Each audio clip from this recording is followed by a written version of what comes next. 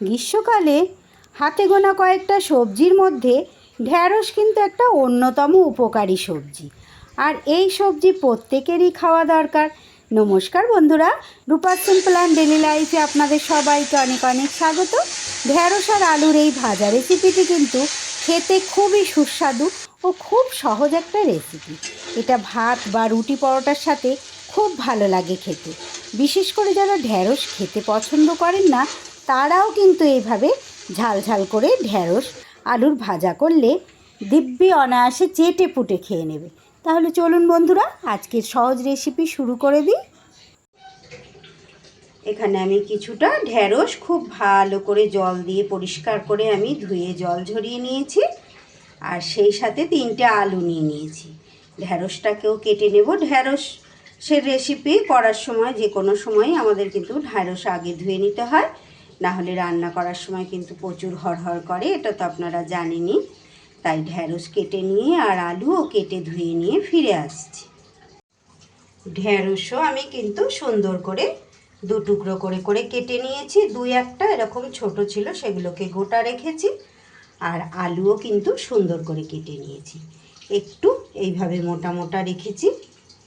এইভাবে কেটে নিতে হবে। আলুগুলো কেটে ধুয়ে পরিষ্কার করে নিয়েছি। এইবার গ্যাসে আমি কড়াই বসিয়ে দিয়েছি। কড়াইতে দিয়ে দিচ্ছি পরিমাণ মতো রাইস ব্র্যান অয়েল। তেল গরম হলে সবার প্রথমে আমি আলুগুলো ভেজে নেব। রাইস ব্র্যান অয়েলের জায়গায় বন্ধুরা আপনারা চাইলে এখানে কিন্তু সর্ষের তেলেও এই রেসিপি করতে পারেন। যেহেতু রাইস ব্র্যান অয়েলটা একটু পাতলা হয় তো সর্ষের তেলের থেকে, তাই বেশিরভাগ রেসিপি কিন্তু আমি রাইস ব্র্যান অয়েলেই করি। যেটা সর্ষের তেল দরকার হয় সেটা সর্ষের তেলে করি। আপনাদের যেই তেল পছন্দ সেই তেলে করতে পারেন। আলুগুলো কিন্তু খুব ভালো করে ভেজে নিতে হবে। 70 থেকে 80% মতো আলুগুলোকে কিন্তু আমি ভেজে নেব। আর আলু ভাজার সময় শুরুতেই কিন্তু আমি নুন দেব না। শুরুতে আগে শুধুই এভাবে নাড়িয়ে চাড়িয়ে ভাজতে থাকবো। প্রায় মিনিট 2 আলুগুলো নাড়াচাড়া করে ভেজে নেওয়ার পর এইবার আমি দিয়ে দেব একটু নুন, আর দিয়ে দিচ্ছি খুব সামান্য একটু হলুদ গুঁড়ো।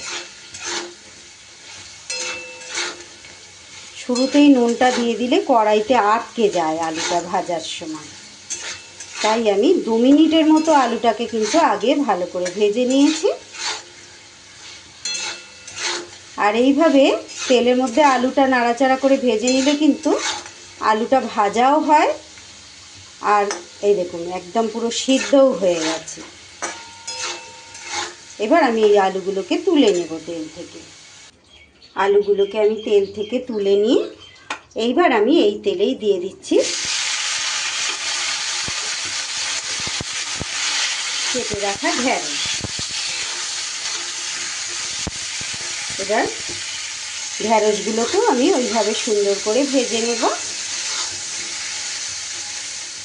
খুব বেশি মচমচে করে ভাজবো না, ঢ্যাঁড়সের কাঁচা গন্ধটা যাতে চলে যায় সেই রকমভাবে ভাজবো। আপনারা প্রত্যেকেই এই ঢ্যাঁড়স আলুর রেসিপি করে থাকেন বন্ধুরা। আমি কিভাবে করছি সেটাই আপনাদের শেয়ার করছি। এইভাবে করলে কিন্তু বিশেষ করে ছোটরা একদমই তো সবজি খেতে চায় না, কিন্তু এইভাবে যদি ঢ্যাঁড়স আলুর ভাজা এই রেসিপিটা তৈরি করা যায় প্রত্যেকে কিন্তু খেয়ে নেবে। এতটাই স্বাদ হয়, খুব সুন্দর লাগে। ভাতের সাথেও খাওয়া যায়, সেই সাথে কিন্তু রুটি পরোটার সাথেও ভীষণ ভালো খাওয়া যায়। আর ঢ্যাঁড়স তো একটা উপকারী সবজি আমাদের। ঢ্যাঁড়সগুলো কিন্তু বেশ ভালো করেই আমার ভাজা হয়ে গেছে। এর থেকে আর বেশি ভাজবার দরকার নেই। 1.5 থেকে 2 মিনিটের মতো আমি কিন্তু লো ফ্লেমে নাড়াচাড়া করে নিয়েছি।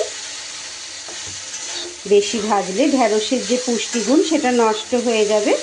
এবার আমি এটাকেও ঢেলে নেব।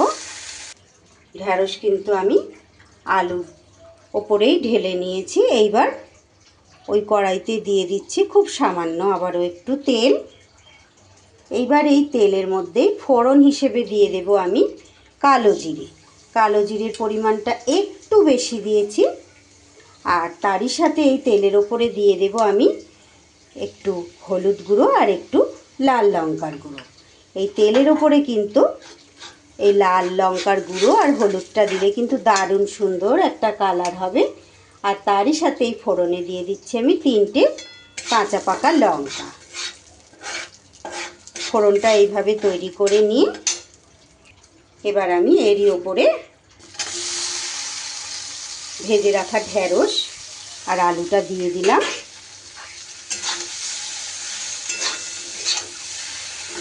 সুন্দর করে মশলার সাথে আমি মিশিয়ে নেব। আবারও ঢেঁড়স আর আলু মশলার সাথে কিন্তু একটু ভালো করে ভাজা ভাজা করে নেব। মশলা বলতে তো কিছুই দিলাম না, আপনারা তো দেখলেন, শুধু একটু হলুদ আর একটু লঙ্কার গুঁড়ো। তাও লঙ্কার গুঁড়োটা অপশনাল বন্ধুরা, ওটা আপনারা সবসময় রান্নার জন্য করবেন, নাও দিতে পারেন। তবে এরকম একটু লাল লাল দেখতে হলে কিন্তু খেতে খুব ভালো লাগে। আর সেই সাথে একটু ঝাল ঝালও হয়। বাচ্চারা খেলে বাচ্চাদের কথা ভেবে আপনারা একটু লঙ্কার গুঁড়োটা ব্যবহার করবেন। আবারও সব কিছু ভালো করে মিশিয়ে নিয়ে দিয়ে দেব খুব সামান্য একটু জল। জলটা কিন্তু একদমই বেশি দেয়া যাবে না, খুব সামান্য দিলাম। এরই সাথে দিয়ে দেব আরও একটু নুন। তখন খুব অল্প নুন আমি আলু ভাজার সময় ব্যবহার করেছিলাম, তাই একটু পরিমাণ মতো নুন দিয়ে দিতে হবে। জলটা এতটাই কম দিয়েছি, ওই ঢেঁড়সটা একটু হালকাভাবে সিদ্ধ হবে আর আলুটাতে একটু টানবে। বেশি জলের কোনোই দরকার নেই, একদম এটা তো ভাজা ভাজা হবে। নিরামিষ দিনের কিন্তু খুব সুন্দর একটা রেসিপি। এবার ঢাকা চাপা দিয়ে আমি সিদ্ধ হতে দেব। 2 মিনিট লো টু মিডিয়াম আঁচে ঢাকা দিয়ে সিদ্ধ করে নিলাম। দেখুন বন্ধুরা কতটা লোভনীয় দেখতে হয়েছে। এতক্ষণ পর্যন্ত ধৈর্য ধরে যে সকল বন্ধুরা আমার সঙ্গে জুড়ে থেকে আমার রেসিপি দেখছেন তাদেরকে অসংখ্য অসংখ্য ধন্যবাদ। যেসব বন্ধুরা প্রত্যেক দিন আমার রেসিপি জুড়ে থেকে আমার সঙ্গে দেখেন তাদের সবাইকে অসংখ্য ধন্যবাদ, অনেক ভালোবাসা। যে সকল বন্ধুরা আজ প্রথম এসেছেন আমার রেসিপি দেখছেন, যদি আমার রেসিপি ভালো লাগে প্লিজ বন্ধুরা আমার চ্যানেলটা সাবস্ক্রাইব করে আমার পাশে থাকুন। পাশে থাকা বেল আইকনটা ক্লিক করে রাখুন, যাতে যে কোনো রকম নতুন ভিডিও আপলোড করলে সাথে সাথে আপনারা দেখে নিতে পারেন।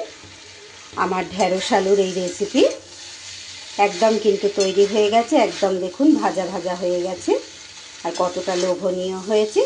এবার ভাত বা রুটি পরোটার সাথে পরিবেশন করে দিলেই হবে। আমার এই ঢেঁড়স আলুর ভাজা রেসিপি কেমন হয়েছে যদি ভালো লাগে বন্ধুরা একটা অবশ্যই লাইক আর একটা কমেন্ট করে জানিয়ে যেতে ভুলবেন না। এই কালো জিরের পরিমাণটা একটু বেশি দিলে এটা যখন মুখে পড়বে খাওয়ার সময় খুব ভালো লাগে খেতে, তাই কালো জিরের পরিমাণটা একটু বেশি দেবেন। আজকের রেসিপি তাহলে এখানেই শেষ করছি বন্ধুরা। আবারও ফিরে আসছি আগামী দিন এমনই কোনো সহজ রেসিপির সাথে। ততক্ষণ আপনারা সবাই খুব ভালো থাকুন, সুস্থ থাকুন। আজ তাহলে আসি, টাটা।